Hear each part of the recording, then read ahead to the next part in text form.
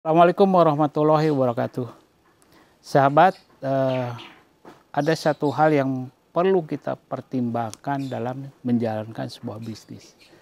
Jadi bisnis itu walaupun memberikan satu keuntungan yang besar, tapi resikonya juga besar.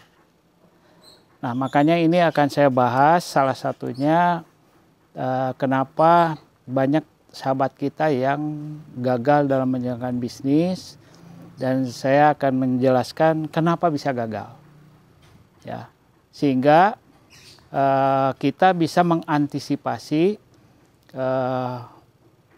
setidaknya meminimais resiko kegagalan dalam menjalankan bisnis. Ini ada beberapa hal yang catatan yang saya dapat, saya peroleh dari pengalaman saya dalam menjalankan konsultan bisnis. Kenapa banyak usaha yang gagal?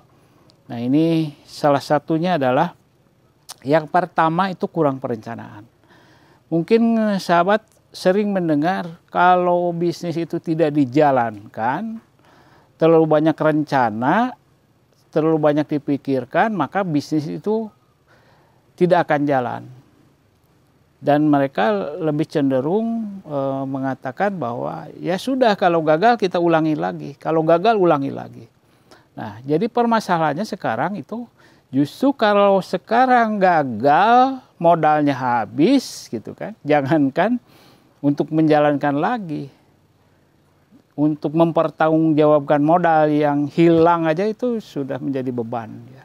Nah, makanya kalau pendapat saya, bisnis akan selalu lebih baik kalau dibuat sebuah perencanaan. Dan perencanaan itu setelah matang baru kita jalankan. Jadi memang kalau hanya perencanaan saja dan tidak dijalankan juga sia-sia, ya kan? Jadi yang paling penting adalah bagaimana perencanaan itu dibuat sehingga nanti pada saat kita menjalankan itu sudah setidaknya ada aturan, ada rule yang membuat kita bisa paham apa yang akan terjadi ke depan gitu ya. Nah, yang pertama, perencanaan itu harus sekarang menghitung potensi yang dimiliki dulu. Jadi jangan kata orang lain bisnis ini menguntungkan gitu, langsung kita jalankan. Itu yang kelemahan yang sering terjadi. Banyak orang melihat suatu bidang usaha untung katanya gitu kan, terus menjalankan sesuai dengan rekomendasi dari teman yang sudah menjalankan gitu. Nah, itu yang harus dilihat dulu, dianalisa dulu, benar nggak untung gitu kan. Biasanya kalau orang yang sudah merasakan untung, dia nggak akan membagikan tips-tipsnya untuk menjalankan bisnis yang sama.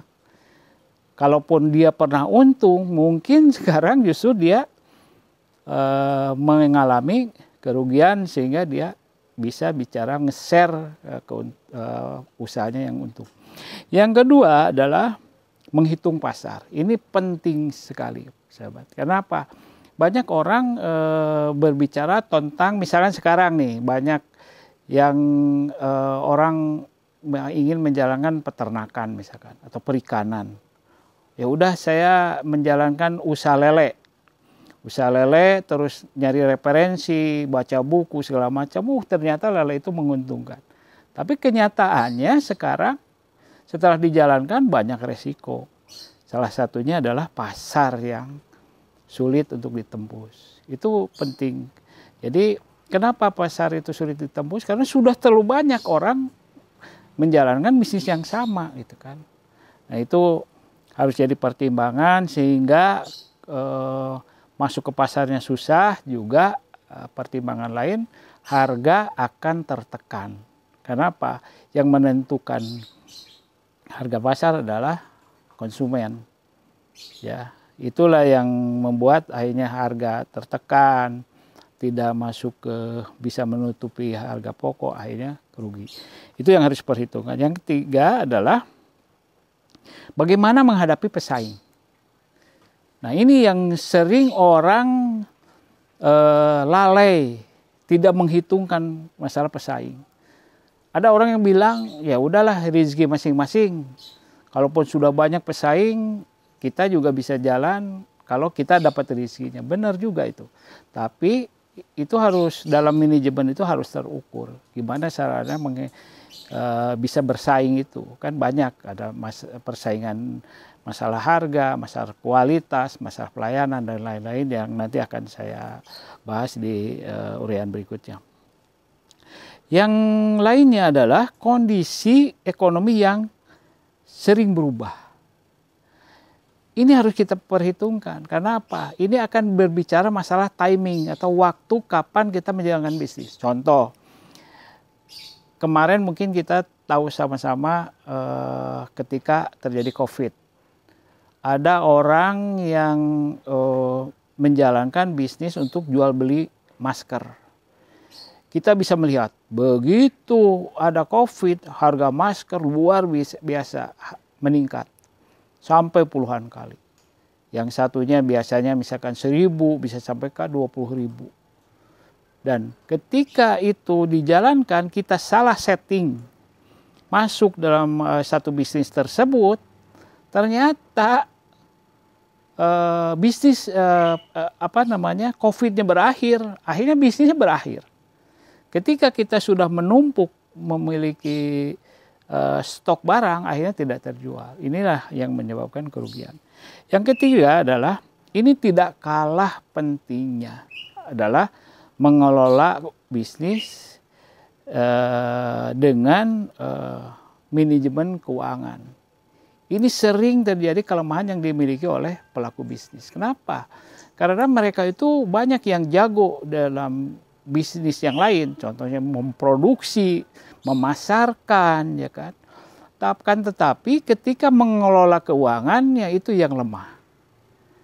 Ya, itulah salah satunya kenapa orang banyak justru banyak sekali yang bisnisnya itu sebetulnya udah mulai mau berkembang. Tapi ketika pengelolaan keuangannya tidak benar, tidak memiliki satu kemampuan untuk mengelola keuangan dengan baik, itu sering terjadi menjadikan perusahaan itu salah arah dan akhirnya stagnan, bangkrut. Itu yang sering terjadi. Makanya kenapa saya mungkin akan banyak membicara masalah manajemen keuangan, karena yang pertama, manajemen keuangan itu jarang dimiliki oleh pelaku bisnis. Yang kedua,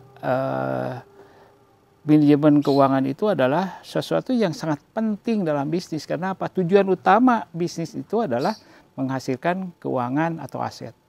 Itu sementara saya sampaikan, makanya bagaimana kalau sahabat ingin masuk ke dunia bisnis, faktor-faktor inilah yang harus kita perhitungkan sebelumnya. Mudah-mudahan setiap apa yang langkah kita bisa kegagalan itu bisa terhindari. Terima kasih. Wassalamualaikum warahmatullahi wabarakatuh.